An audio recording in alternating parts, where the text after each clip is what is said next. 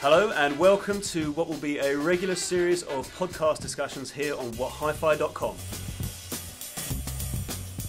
Today we're going to be discussing the group tests in our March 2009 issue, which is on sale now.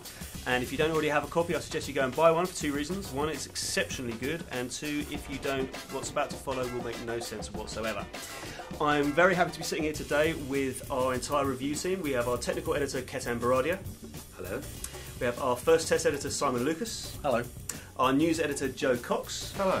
And our hearty staff writers, Andy Madden. Hello. And Tom Parsons. Hello. Okay, to begin with, we're going to start off by talking about the March issue's Supertest of 40 to 42 inch TVs. Now, Ketan, what did you think when you first started looking at these TVs? The first thing was just how much things had dropped in price from the last time we reviewed them. Things like the Sony award winner, which we listed at almost £1,200, is now down to just over £900. And the rivals have dropped by a similar amount. So it makes a big difference to what star ratings we'll give and the verdicts we'll give. So talk me through some of the verdicts that we came up with initially in terms of initial impressions of the products, quality-wise. Well, there were a couple of clear class leaders in it, and they were the Sony award winner, which is the 40W4500, and the Philips set, the Philips 42-inch, which is the PFL 7603. Okay, now what did we like about the Philips? The Philips is really nice to use. Well, actually, let me go backward. It's not easy to set up, right? Okay. But once you've set it up, it's really nice to use. So let's get the good bits out of the way first. It's got a pretty decent remote control in most areas. It's got it looks really nice, and it's quite a slimline design, so it'll fit into most rooms and not really look any bigger than the 40-inch sets. Yeah, it's kind of a stylish set, isn't it? They try hard, Philips. Yeah. They try hard with the look of their screen. They do try and set themselves apart that way, I think. Yeah. But I've got to say, one of the areas that we found Philips fall down is their menus. They're just so complicated to set up that, you know, if you really know what you're doing and you spend a lot of time messing about with all the individual settings, they work. You can get them to work very well. But the other sets, like the Sony, can be set up so much quicker to get the best picture. Well, the Philips sets have a lot of picture processing modes, don't they? That you have to spend your time going through and switching them on or off, seeing if they make a difference. Yeah. And that can take quite a while to get the best picture out of the TV. Yeah.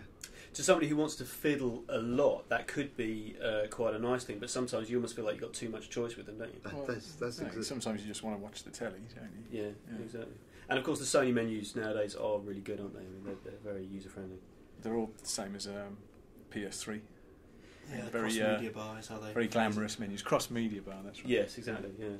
Now, in terms of performance, just a little bit more about that relationship between the Philips and the Sony, because the Philips compared quite well, didn't it? It did, yeah. I mean, I think two key areas where the Sony set itself apart, which was in terms of just overall detail, which is so important to the picture, just that extra level of detail and giving you that extra sort of sense of three-dimensionality, which the Sony definitely had in its favour, and also in terms of smooth motion.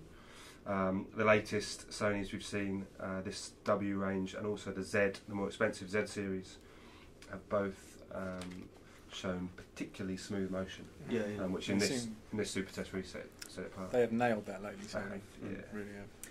One little thing that's worth saying as well, though, is the tuner performance. How do they compare there? Sony sets are good, but they're not the best we've found. You know, something like the Philips has a better tuner. And I think Panasonic did as well, didn't it? Yeah. Panasonic had a better tuner as well. So if you were simply going to watch Freeview and you were going to use the tuner inside the set, it's important to note that perhaps you might not be actually picking the test winner. Perhaps the Philips would be a better choice. Yeah, but it's pretty close with the Sony. I mean, I think we've seen it with other Sony TVs in that it won't have...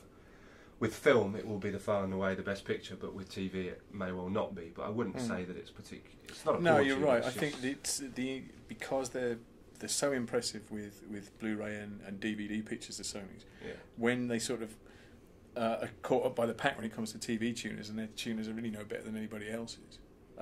So you tend to think that actually they're not performing well, but it's just not as impressive as the Blu-ray performance or the DVD performance. Okay, let's just quickly talk about the Sharp TV, the LC42B20E. How did that do?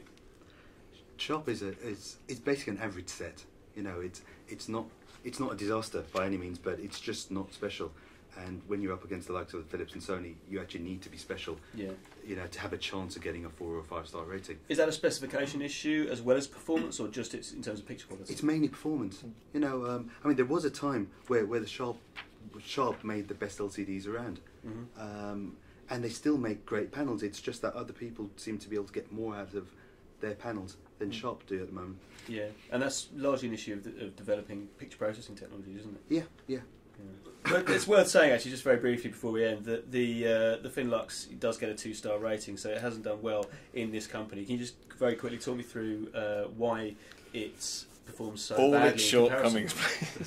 Yeah, I mean, it's a shame because it's always nice to see new brands and new manufacturers in the magazine, but sadly, just the initial impression with the Finlux was of a noisy, poor picture. The type of which we thought we'd kind of got rid of 12-18 months ago, and sadly the more we watched it, the less impressed we became.